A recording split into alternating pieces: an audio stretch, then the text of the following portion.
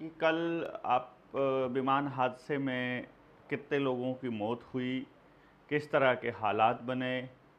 CM Vijay Rupani जो ex CM है गुजरात के, वो इस हादसे में चल बसे।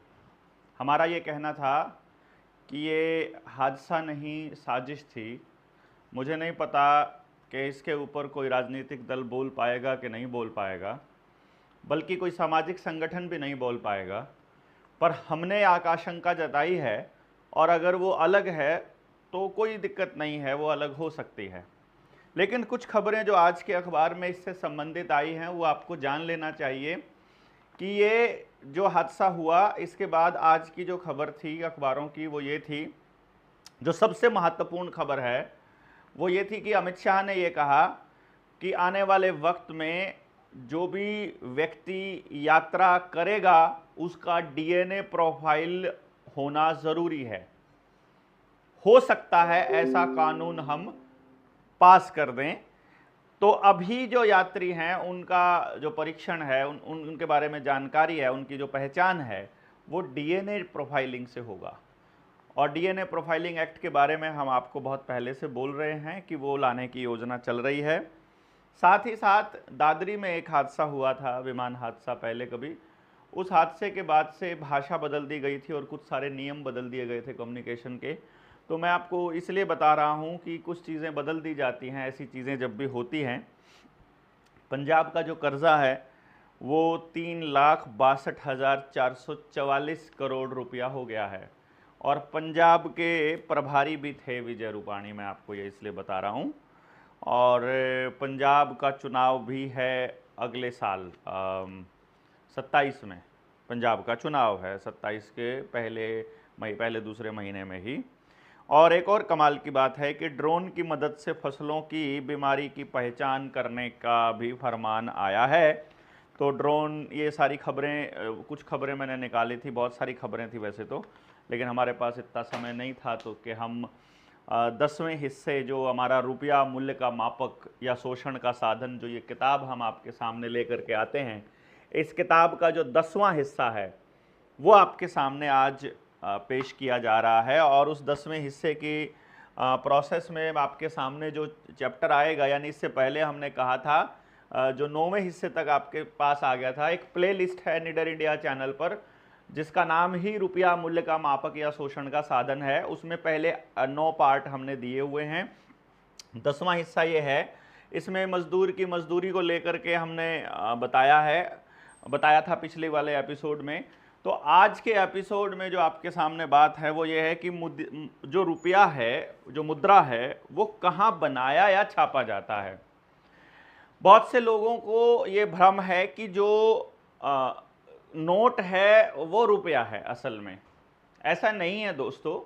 असल रुपया है धन, और धन जो मानक के हिसाब से, वो धन क्या होता है, जो नया उत्पादन होता है, केवल वो धन है।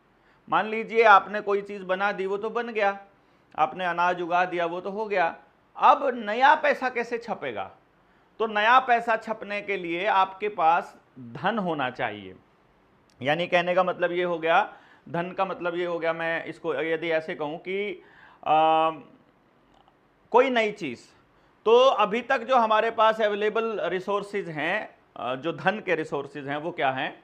हमने माइनिंग की, वहाँ से सोना, चांदी, कोयला, लोहा, तांबा, एल्यूमिनियम, कुछ भी निकला वो धन है।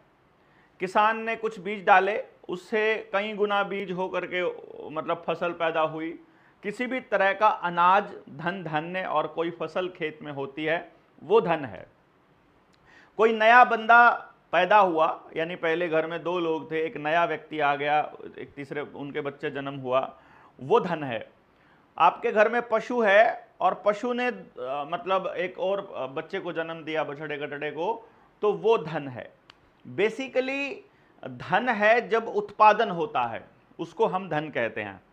अब आदमी की तो कोई कीमत होती नहीं है, आदमी को तो गिरवी भी नहीं रखा जा सकता, आदमी की तो कोई मोल भी नहीं है। लेकिन कोई जानवर है, उस जानवर की कीमत रख दी जाती है और उस जानवर की कीमत के बराबर का रुपया छाप लिया जाता है। इसीलिए जानवरों की संख्या की गिनती होती है। फिर ज़मीन में जो उत्पादन हो रहा है, कितना उत्पादन हुआ ये चेक किया जाता है। तो उसके लिए भी आपके सामने बात हुई कि वो भी एक प्रोसेस का हिस्सा है कि जो नए उत्पादन हुआ वो लगभग कितना उत्पादन होगा ये चेक करती रहती हैं एजेंसियां कि इस साल में इतना गेहूं की पैदावार होने के चांस हैं, इतना मक्का हो जाएगा, इतना फलाना ढिमकाना हो जाएगा, इतनी धातुएं निकल जाएंगी। तो उस जो भी धन हमारा पैदा हुआ है देश के अंदर, उसके बराबर का जो बैंक नोट है वो छाप लिया जाता है। यही है बैंकों की छपाई का सोर्स, कि असली धन पैदा करता है देश का मजदूर, या फिर एक धन जो है वो है जब हम अपनी एनर्जी की हार्वेस्टिंग करते हैं, अपनी ऊर्जा की हार्वेस्टिंग करते हैं, और उस ऊर्जा की हार्वेस्टिंग करते हैं तो मतलब जैसे मैंने सूरज से ऊर्जा ली, मतलब पौधे ने सूरज से ऊर्जा ली, वहाँ से हमने उस अनाज को खाया, और हमें जो भी ऊर्जा मैंने जो प्रकृति से पाई है, उस ऊर्जा को मैं किसी और के लिए काम में इस्तेमाल करूँगा, तो वो ऊर्जा की हार्वेस्टिंग के बदले में वो अपनी ऊर्जा देगा, यानी उसने कहीं और से ऊर्जा ली है, तो वो धन ही ऊर्जा है, ऊर्जा ही धन है बेसिकली। इसको आप ऐसे भी समझ सकते हैं।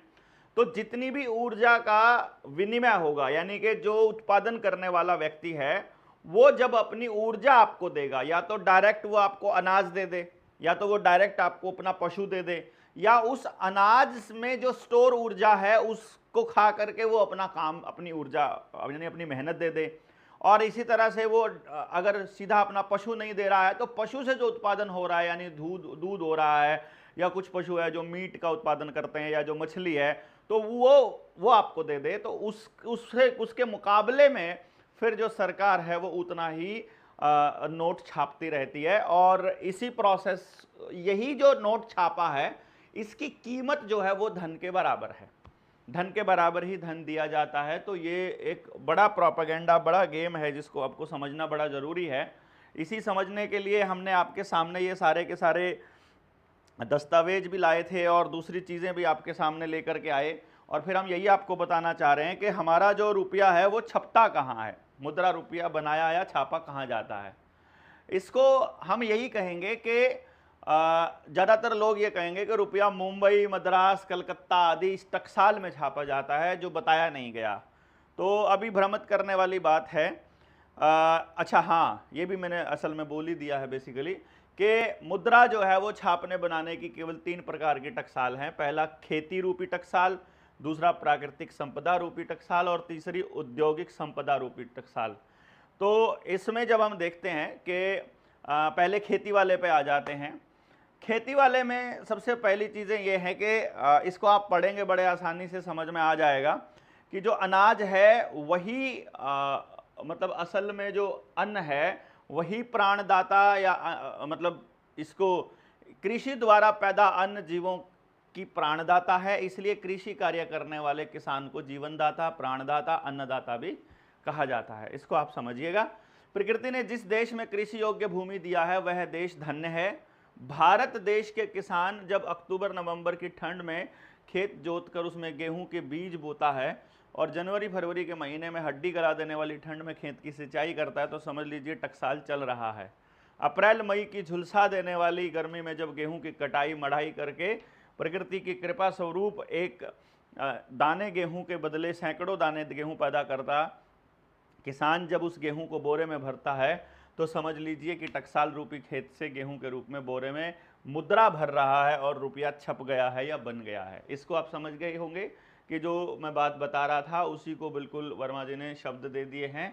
और जिस देश में जंगल, उपजाऊ भूमि, उपजाऊ मिट्टी, पहाड़, नदी, समुद्र, खनिज खान, धातुओं की खान, रत्नों की खान, तेल और गैस की खान इत्यादि प्रकृति ने अपने संसाधन जिस भी देश को दिए हैं, वो तो समझिए उस देश के पास पूरे देश में टकसाल है, और इस देश में मुद्रा का भंडार है या टकसाल है, यही असली संपत्ति है। और इसीलिए भारत जो है वो पूरी दुनिया के लिए एक आकर्षण का केंद्र रहा है, आक्रमणकारियों के लिए भी आकर्षण का केंद्र रहा है, व्यापार करने वालों के लिए भी आकर्षण का केंद्र रहा है। प्रकृति द्वारा प्रदत्त इन्हीं संसाधनों से मानव के उपयोग या उपभोग में लाने वाली वस्तुएं बनकर मुद्रा रूप को जन्म देती हैं। अब उद्योग की बात करें, उद्योगों में क्या होता है, उद्योगों में नया कोई उत्पादन नहीं होता है। उद्योग केवल पुरानी किसी धातु को नए स्वरूप में ढालते जरूर हैं। जब प्राकृतिक संपदा लोहे को औद्योगिक स्थान में ले जाकर ज्ञान विज्ञान और श्रम द्वारा उस लोहे को विभिन्न प्रकार की वस्तुओं में रूपांतरित या परिवर्तित किया जाता है, जैसे साइकिल, मोटरसाइकिल, कार, रेल, हवाई जहाज इत्यादि, तो मुद्रा छापता है और उत्पादन करता है। वही उत्पादन रुपया मुद्रा का जन्मदाता है या रुपया छापा या बनाया जाता है। यही आप समझ गए होंगे। यह प्राकृतिक, औद्योगिक और कृषि संपदा ऐसा टकसाल है कि यदि बीमार और बंद हो जाए तो देश में संकट का अंबार लग जाएगा। अर्थात यदि खेती ना कर पाए किसान, और यदि उद्योग धंधे चौपट हो जाएं, यदि आपका जो लघु उद्योग है, जो आपके गांव में छोटे छोटे उद्योग, जो हाथ से काम करने वाला कारीगर यदि बंद, मतलब उसका काम बंद हो जाए, तो समझ लीजिए कि देश की टकसाल बंद हो गई है और देश अब बर्बादी की कगार पर है। और पिछले 11 साल से ये मौजूदा सरकार, जो इस टाइम पे नरेंद्र मोदी जिसका प्रधानमंत्री बना हुआ है, वो पूरी तरह से इस पूरी टकसाल को बंद करके देश को बीमार और बर्बाद करने की दिशा में काम कर रहा है। इसको आप समझ लीजिएगा।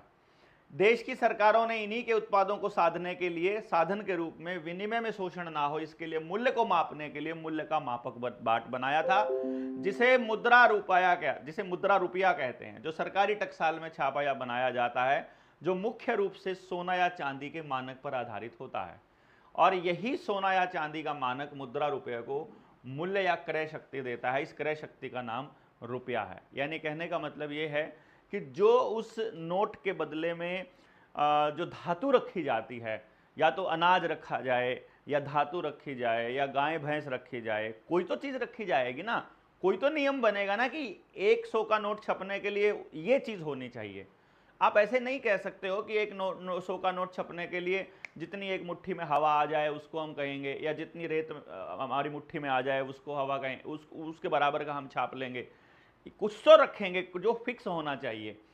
तो मानक स्थिरांक, मानक का मापक का सिद्धांत क्या है? वो कहता है कि मानक जो है वो स्थिरांक होता है, यानी कि कांस्टेंट होता है, फिक्स्ड होता है, उसे घटाया या बढ़ाया नहीं जा सकता।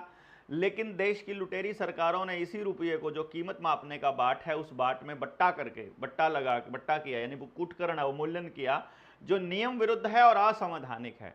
उसके द्वारा सैकड़ों साल से भारत को लूटा जा रहा है, और कथित आज़ादी के नाम पर 70 सालों से, अब 70 हो गए हैं, तब ये लिखी गई थी, तब 70 से अब ज़्यादा हो गए हैं, तथा कथित रुपये के बाट में इतना बट्टा किया गया कि इसका मानक खत्म कर दिया गया। इसी का परिणाम ये हुआ कि जो मूल्य का मापक थी, उसी रुपये को शोषण के साधन के रूप में प्रयोग करके आर्थिक शोषण किया जा रहा है।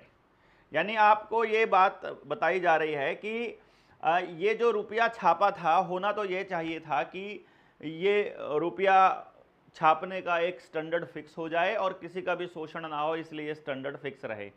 लेकिन शोषण जारी रहा। तो ये एक बड़ी विडंबना की बात है हमारे लिए कि हम लोग इसके ऊपर सोच नहीं रहे हैं। बहुत से लोगों के लिए यही एक मुख्य विषय रहता है कि रुपया क्या है, रुपये का मापक क्या है और रुपया किस तरह से काम करता है। तो पहले आप रुपये को समझ लें, और रुपये को समझने के बाद फिर हम इस शोषण को आगे आते हैं कि रुपया मूल्य का मापक, ये एक पॉइंट हो गया, और फिर या शोषण का साधन। तो शोषण कैसे हुआ ये हम 11वें पार्ट में आपको बताएंगे। तब तक के लिए जय हिंद, जय भारत।